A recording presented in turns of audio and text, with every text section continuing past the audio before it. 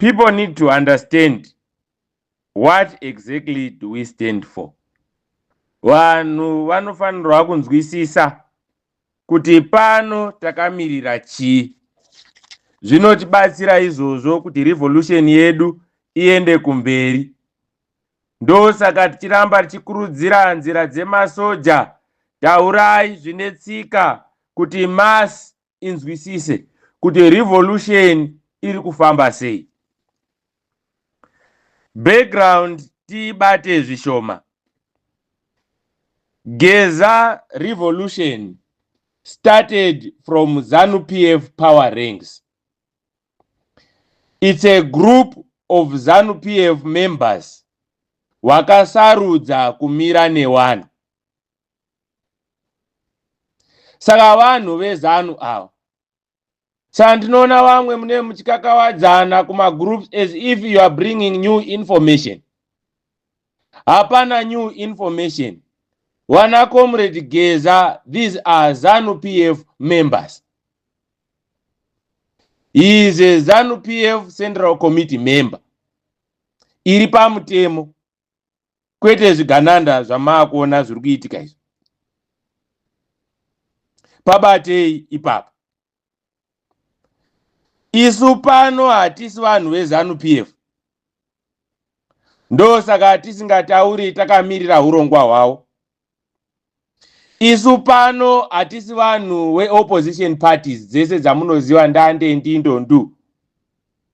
Ndosaka muchiona tisingatauri nezveurongwa hwavo. Pano isu tiri vanhu wewanhu. We belong to the people under the banner of a revolution. Nenhau yekuti panoshanda ma-political parties, the end game is an election. Panoshanda a revolution, the end game is the change of power. Using whatever way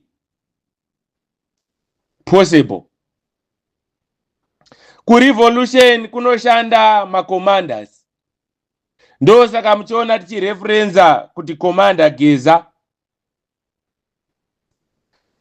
The principle of a command inotaura ichiti, it is the duty of a commander to execute whatever they deem necessary. Commander akafunga kuti zvakanakira struggle ndezvekuti tifambe in this direction.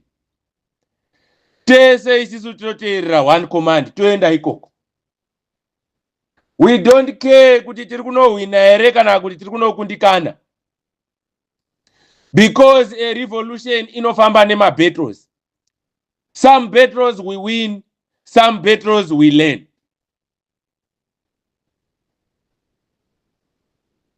Saka we have to trust our leadership, we have to trust the process. Ndo zvinotibatsira kuti tifambe gwara rimwe.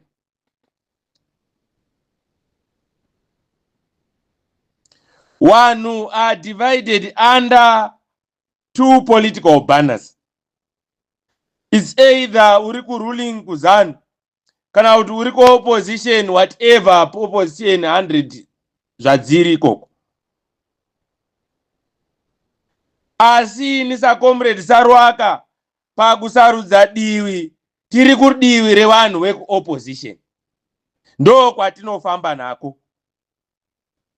Hatinei neurongwa unoitika kuZANU-PF as a ruling party.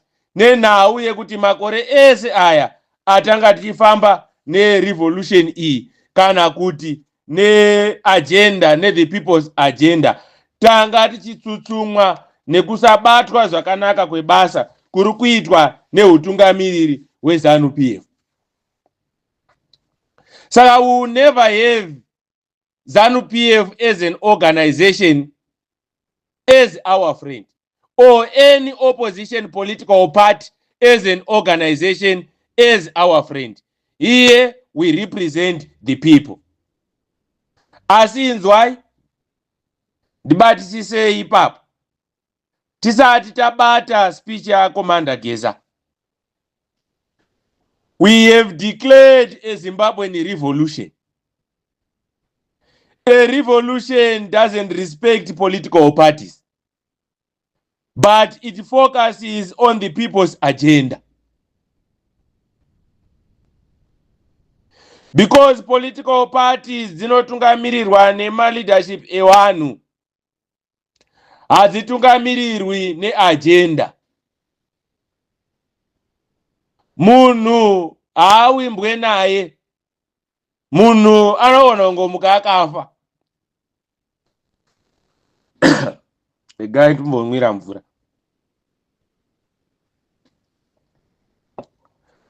Pasina kuti kufa chete, munhu anogona kumuka akachinja, asi agenda haichinji. Struggle yakatangwa nana Morgan Tsvangirai nanhasi iri kuenderera mberi.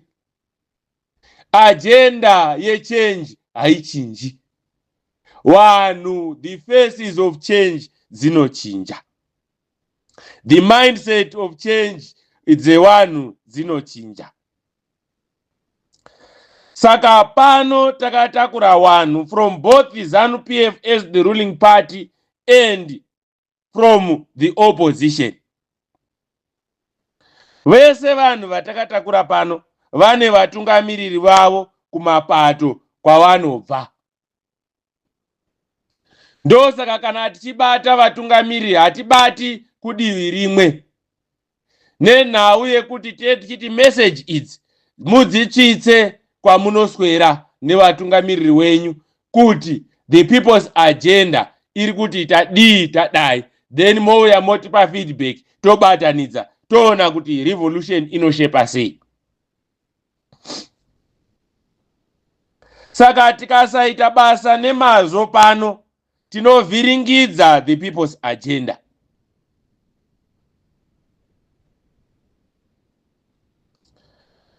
Pakutungamirira vanhu from different political backgrounds, takaisa mitemo pano yatinoshanda nayo.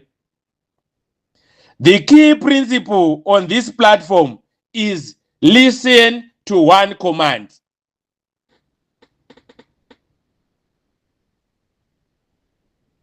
One command muchishona ndo ratinoti gwara rimwe.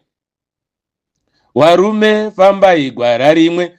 That's the principle yatakakwereta from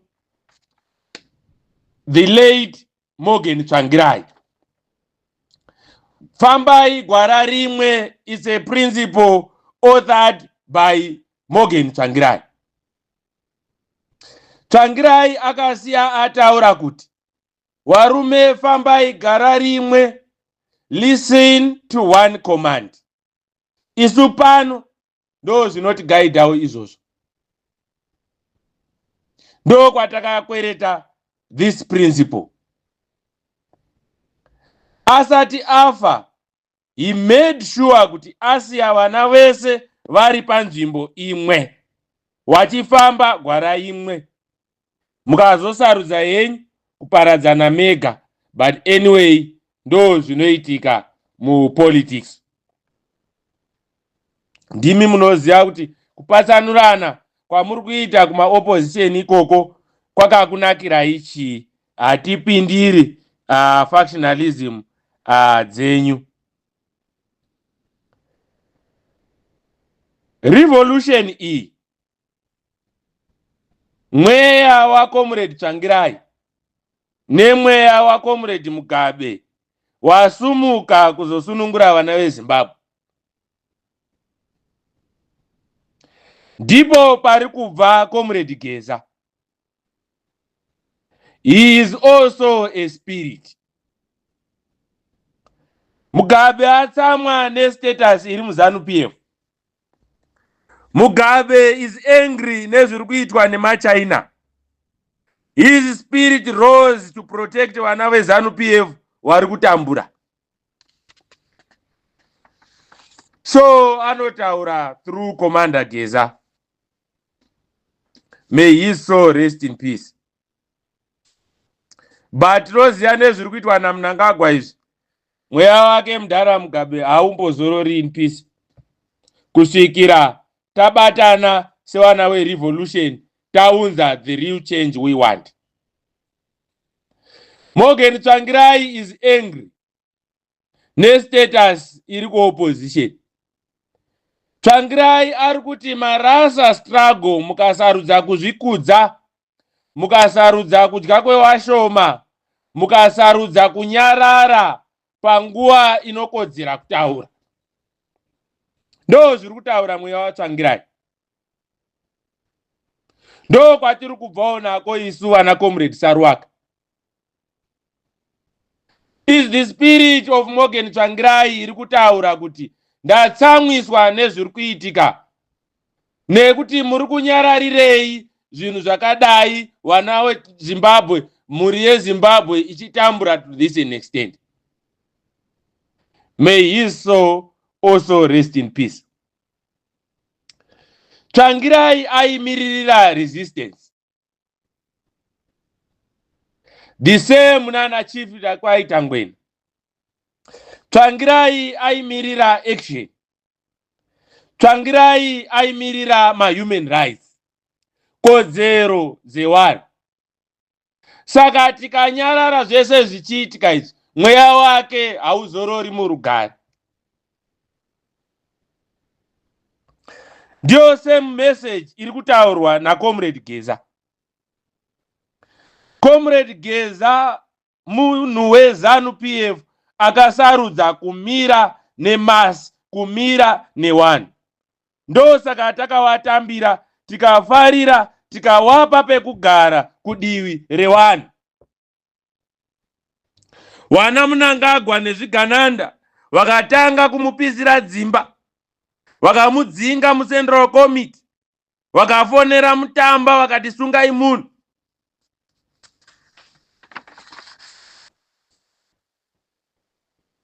As we speak, Commander Geza is under political persecution nekuti akasarudza kufamba nevanhu. Mnangagwa nezvigananda achiti siyai vanhu vamaminina.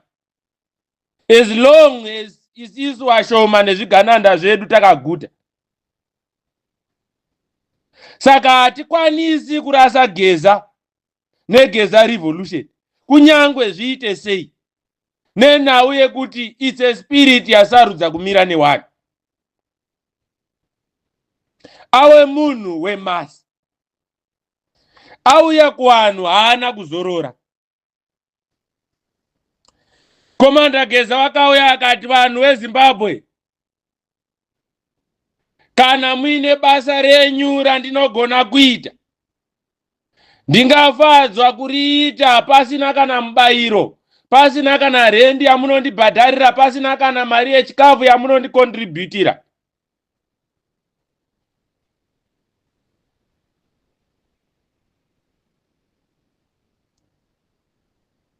Kune muimbi unotaura, kana kune basa hanzichi whatever, kune weMethodist vanouziva. Muzunde renyu baba mune basa rekuita. Muzunde renyu baba mune basa rekuita. Ndiri pano tenzi nditumei kune avo vanoshaya.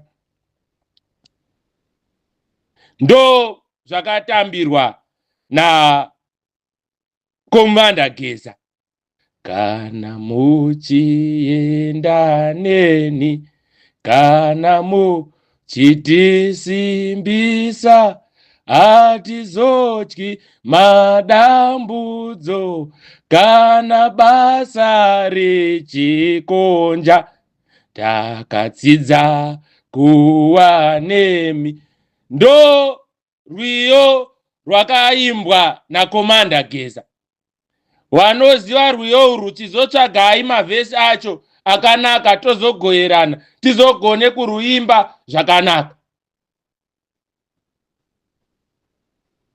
Tikaenderera mberi rinotaura kuti kana paine basa renyu ramunoda kuti ndishande murevolution, ndingafadzwa kuriita, handizodi mubayiro, even basa racho richikonja. Kana mataura kuti munoenda neni, kana mataura kuti munotisimbisa, ndiani ari kutaurwa in the revolution is the mass.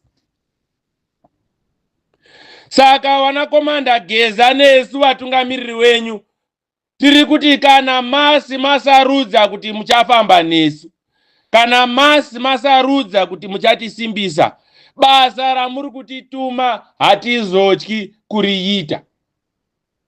Kana matambudziko atichasangana nawo in the name of the people hatizotyi kumaita. That's the stance iri kubva nakomanda Geza. Saka akatambira basa iri pa 8 million jobs we created. Saka tinoti famba Geza famba. Atambira basa raakapiwa nevanhu, he went a step further akati, ndine shamwari dzangu dzinogona kutibatsira uye dziri muhurumende nemuarmy nemawar veterans. Tikati aiwa ndiwe asset ka. Saka handizivi kuti vanhu vanoshoropoza Geza revolution muri kuda kuti akuita sei. Ndo saka he is appealing to the generals, wana general Chiwenga, wana general Rugeje, wana general Sanyatwe nemamwe magenerals ese kuti inzwai zviri kutaurwa nemasi.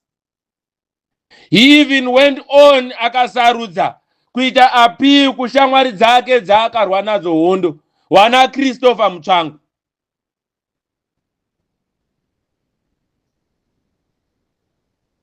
Ndoziva kuti Mutsvangwa is a seasoned politician.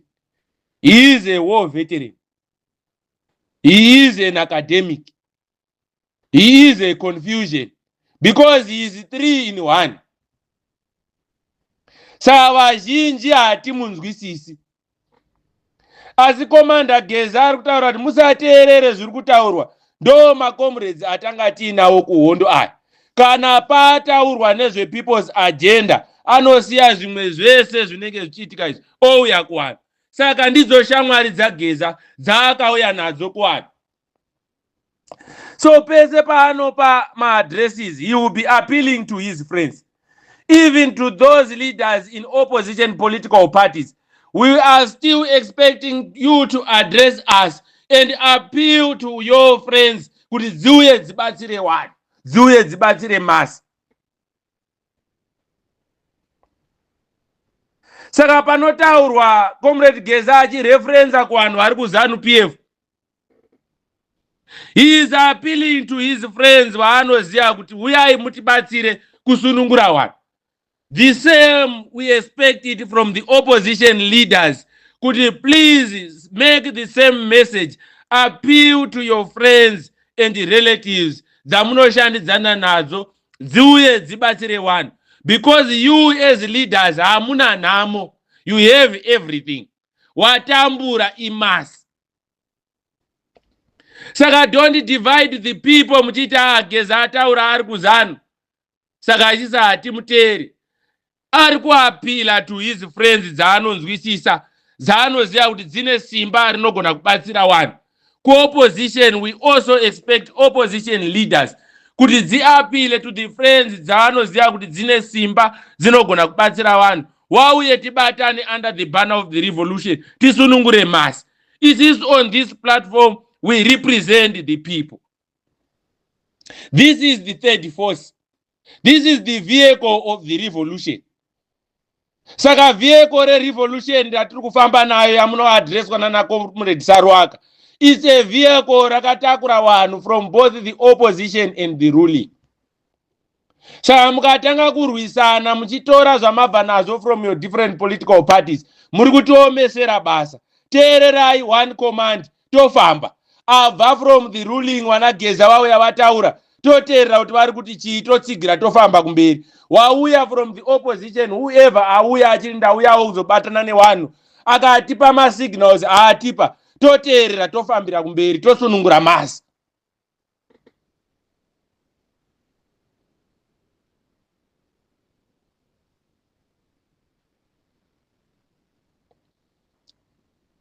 He went on saying, muri yeZimbabwe ndinogona kufurira shamwari dzangu dziri kuZANU PF kuti dziuye kuwanhu.